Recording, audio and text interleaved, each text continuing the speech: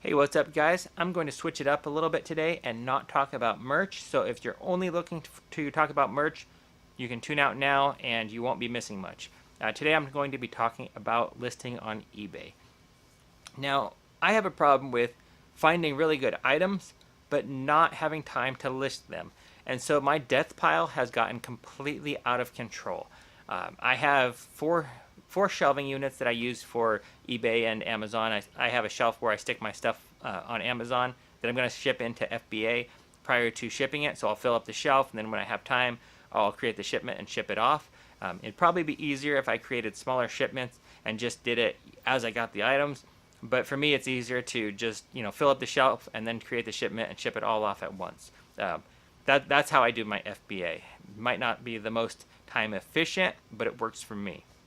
But for eBay, I've had these three shelves, one for FBA, three for eBay, and initially I had them all filled with items that were listed, and I was selling through them, and it was working well.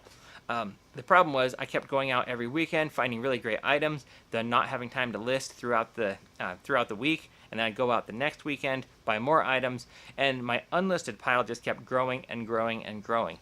And so now I have so many items where I don't even have to go out this weekend. I completely skipped this weekend. I skipped last weekend, and I'm just spending the time listing my items.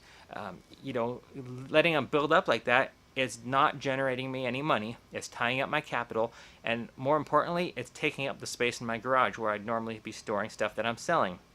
If it's sitting in a pile, if it's sitting on a shelf unlisted, it's not doing me any good at all.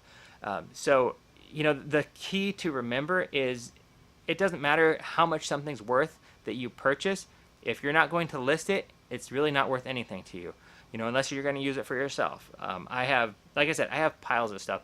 I bought these six or seven boxes of old books last year at a garage sale. I paid $25, and I probably got over 100 books. And I found some really good books out of there. I've sold some for $20 to $40 for a single book, and then I have several that I've sold for $5 or $10. I've made a lot of money off these books, but I have 3 boxes of books from that sale that I have not even gone through to look up on eBay. Look them up on eBay to see what they're worth because I haven't had the time and I've been focusing on other items. And then, getting focused on merch, which has been my focal point recently, that hasn't helped because when I get free time, I'm focusing on merch, and my eBay items are just sitting there, unlisted and not making money. When they're unlisted, nobody even has the opportunity to buy them. So recently, I've just been focusing on trying to get my items listed. I'd rather clear them out for a smaller profit right now than holding on to the long tail item for the higher profit, the fast nickel versus the slow dime concept. So right now, I'm just trying to clear out my garage, get my stuff listed, and get it moving again. So hopefully I can see my eBay sales start picking back up. And I have been listing stuff, and I have been getting eBay sales, but I have not been listing at a high enough speed to keep up with the items I've been purchasing. So at this point, I just want to get the items listed that I already have. And even though I'm missing out on garage sales and I'm missing out on the opportunity to buy more items, you know what? I'm okay with that because once I get the items I already have listed and start moving those, then I'll have the space, then I'll have the free capital to get back out there and start thrifting again. So anyway, that's what I've been focusing on the reseller side of my business. Anyway, thanks for listening, and don't forget to subscribe and leave a comment if you have any questions.